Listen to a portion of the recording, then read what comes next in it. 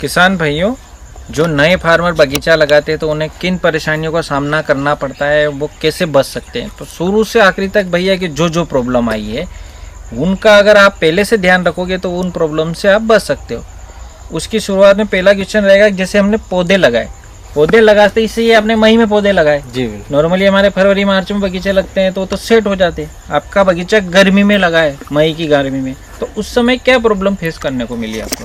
तो गर्मी में क्या है कि एक तो 3 से 4 घंटे 5 घंटे जितना भी हो, बेड पूरा गीला हो जाना चाहिए एक तो। हाँ, उसके बाद में ट्रांसप्लांटिंग करें। बिल्कुल। गर्मी ज़्यादा होगी तो वो डंपिंग होने की ज़्यादा शिकायत है। में यही है कि ये जो मल्चिंग जो होल करेंगे, हाँ। होल थोड़ा बड़ा बनाना है, क्योंकि छोटा होल रखेंगे तो उसमें एक तो जो मल्चिंग गर्म ज़्यादा होगी, हाँ। गर्म ज़्यादा होगी तो हवा ज़्यादा आएगी, तो उससे पौधा झुलसने की शिकायत आएगी। ओके। उसके बाद में जो आसपास में मल्चिंग की जो एक्स्ट्रा होल कर देंगे, उसमें क्या है कि गैस इधर से उधर हो जाएगी। उसमें यही है कि स्प्रे का शेड्यूल है, एक तो स्प्रे रखना है हमें। स्प्रे से व्हाइट फ्लाई वगैरह का, थ्रिप्स का नियंत्रण। बहुत बढ़िया। उसके अलावा उसके साथ में अगर अपन पानी का सेटलमेंट सही रखेंगे तो अच्छा रहेगा। बहुत बढ़िया। भैया ने बताया स्प्रे शेड्यूल फॉलो करना है, वो फ्लड इरिगेशन करना है। पानी से थोड़ा टेम्परेचर डाउन होगा तो उससे हमारे पौधे वायरस की तरफ जाने से रुकेंगे। नमस्कार किसान भाइयों, मैं डॉक्टर विवेक जहांगीर नर्सरी बराड़ा से। आज हम आए हैं सिंगोली। भैया ने जो पपीता का बगीचा लगाया है उसके बारे में जानकारी लेंगे। सबसे पहले भैया का इंट्रोडक्शन, भैया परिचय दीजिए। मैं संजय धाकड़, विलेज बोराव, सिंगोली के पास में मैंने ये पपीता का बगीचा लगाया है, जो कि जहांगीर नर्सरी बराड़ा से लिया है। बिल्कुल सर। अब हम आपसे बगीचे के बारे में थोड़ी बहुत बातें जानेंगे और पूरा बगीचा भी हम भैया का व्यू करेंगे।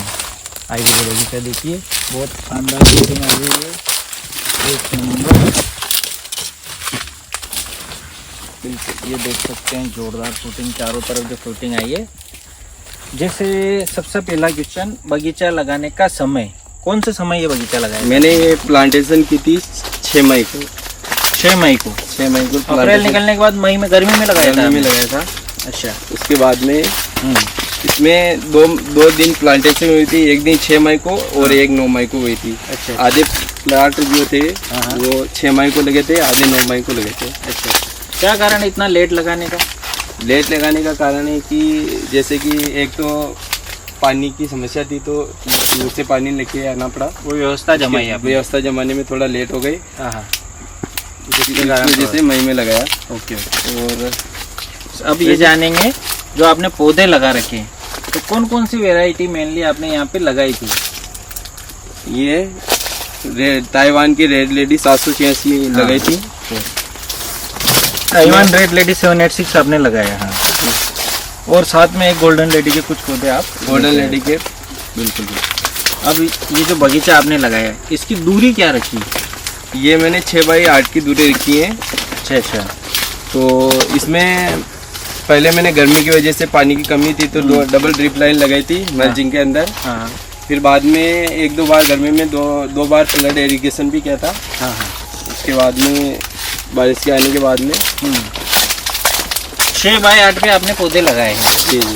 डबल लाइन की ड्रिप लाइन से आपने इरिगेशन किया था, और फिर पानी की जैसे व्यवस्था हुई तो आपने फ्लड इरिगेशन किया था। 2 बार फ्लड हुआ था गर्मी में। अच्छा। उसके बाद में बारिश आने के बाद में ओनली आज 22 अक्टूबर है ना? मतलब अभी बगीचा ये 6ठे महीने में प्रवेश भी नहीं करा है जी, है ना? जून, जुलाई, अगस्त, सितंबर, अक्टूबर, 5 महीने का बगीचा हुआ है।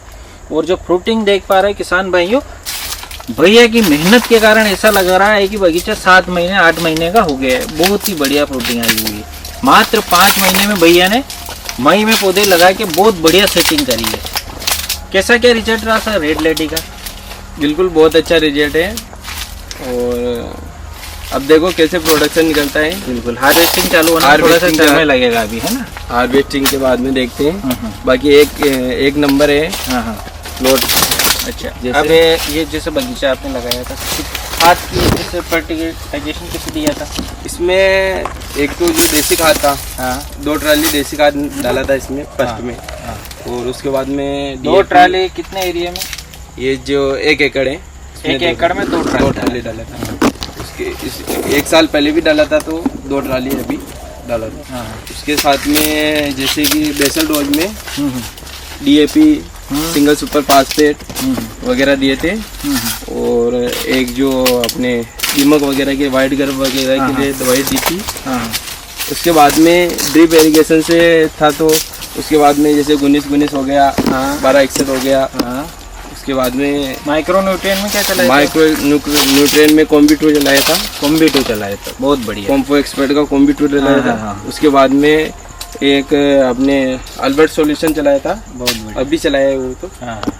और भैया ने जो जहांगीर नर्सरी बराड़ा का शेड्यूल था उसको पूरा फॉलो किया, और माइक्रो न्यूट्रिएंट में इनकी तरफ से भी कुछ चीज़ें ऐड की, जैसे भैया बता रहे कॉम्बी-2, अल्बर्ट सॉल्यूशन, जिनमें लगभग सारे तत्व रहते हैं। जिंक बोरोन वगैरह भी दिए थे, अलग से लेके आया था। हाँ, जिंक बोरोन अलग से सेपरेटली आपने दिए थे। कैल्शियम जिंक बोरोन अलग से लिए, अलग से दिया था।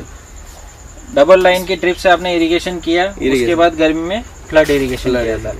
और इस अपना न्यूट्रिशन सारा ड्रिप लाइन से दिया है, लाइन से भी दिया था, और स्प्रे से भी दिया था। स्प्रे से भी दिया था, और इससे भी दिया था, डबल लाइन से ड्रिप से। ओके। किसान भाइयों देख सकते हैं भैया की मेहनत। पौधे पूरी तरह नॉर्मल है। यहाँ पे लिप कर्ल वायरस, मोजक वायरस, ऐसे पौधे भी बहुत कम देखने को मिल रहे हैं। कुछ एक पौधे हैं जिनमें ऐसा आया है। ये पौधा जो आप देख रहे हैं ये उभयलिंगी पौधा है, हर्माफ्रोडाइट बोलते हैं। ये देखिए सेटिंग, नॉर्मली इस पर सेटिंग कम होती है, पर भैया की फिर भी बहुत बढ़िया सेटिंग हुई है। ये फीमेल प्लांट है, इसके भी बढ़िया सेटिंग आई है। साथ ही भैया के अभी वर्तमान में जो चीज़ें करने लायक है उसके बारे में जानेंगे। तो ये जो पत्ते गिर रहे हैं इनको साफ करके बीच में जमाना है। जी बिल्कुल। साथ ही जैसा सुनील सर ने बताया है जी, ये जो मल्चिंग है जो आप देख पा रहे हैं मल्चिंग, इसको अब ओपन करना है जी, क्योंकि यहाँ पे क्या हो रहा है, जड़ें रुक रही है जी, है ना।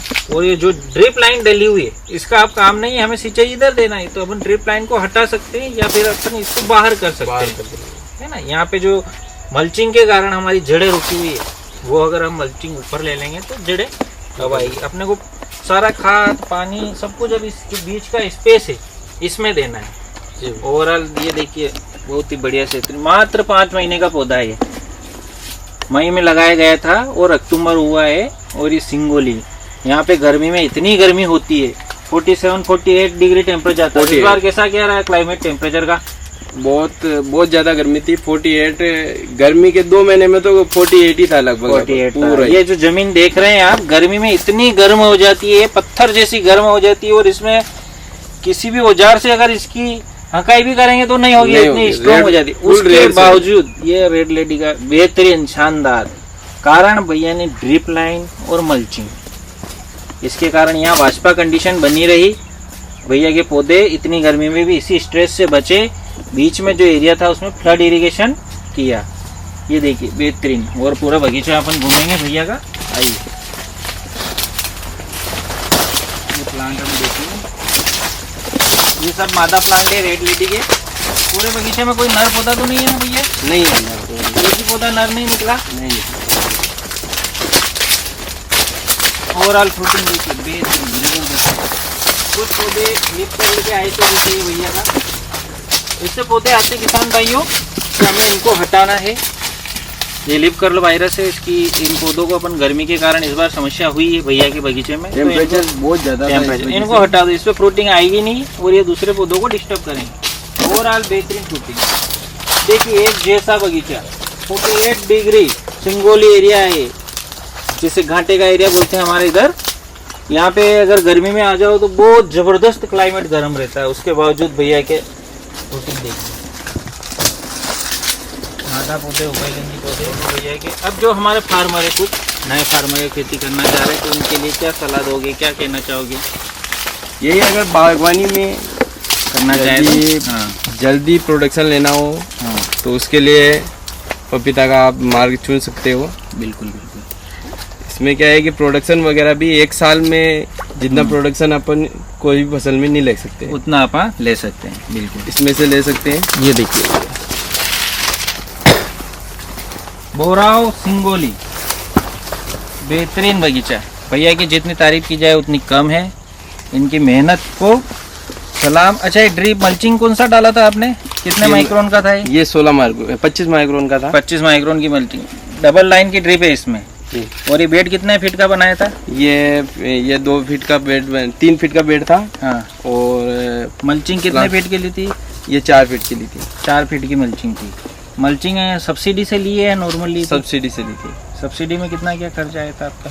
इसमें आया था 9,000 रुपये बीघे का पड़ा था। 9,000 बीघे का? नहीं, नहीं 900 रुपये एक बंडल के पड़े थे। हाँ। जैसे कि 4 बंडल एक में लिए थे। हाँ, 3600 रुपये आपके लगे थे इसमें लगे थे 1 बीघे में। 1 एकड़ है तो 1 बीघे का 1 एकड़ का खर्च 3600 1 बीघे का? एक बीघे का है। 1 बीघे में 4 रोल लगे? 4 रोल लगे थे। 3600 रुपये बीघे का है। से इसमें 1 एकड़ में 7 रोल लगे अपने। 1 एकड़ में 7 रोल लगे। बिल्कुल, लगभग 6,500 रुपए का बीघे का भैया का टोटल खर्च आया मल्चिंग का। ड्रिप लाइन का क्या खर्चा था? ड्रिप लाइन भी सब्सिडी में ही है। हाँ। इसमें जैसे कि 4500 रुपए का एक बंडल पड़ा था सब्सिडी के बाद में। तो 6 बंडल है इसमें। ऐसे 6 बंडल है ना? 6 24 मतलब 27-28 हजार 27,000 25,000 मिनिमम।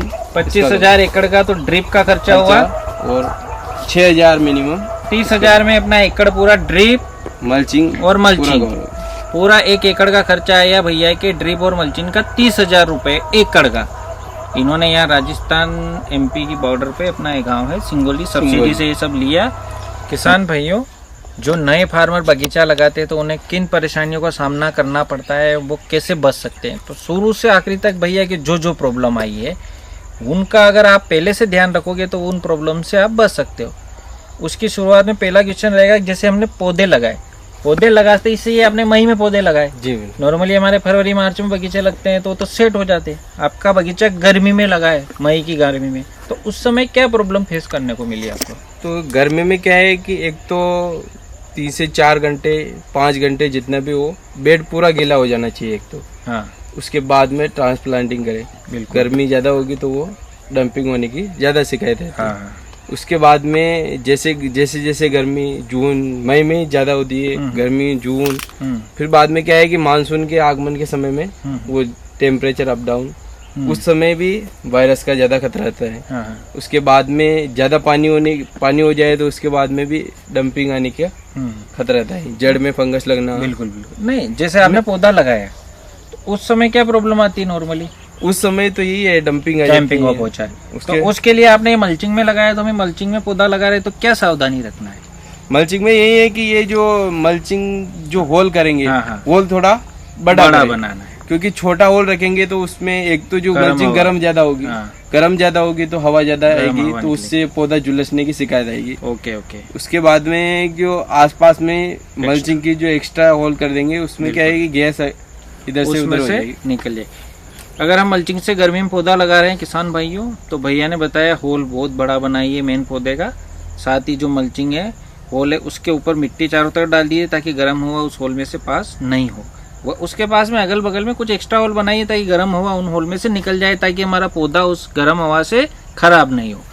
फर्स्ट ही हो गया। सेकंड, जितना ज़्यादा पानी हम देंगे गर्मी में उतना बढ़िया है।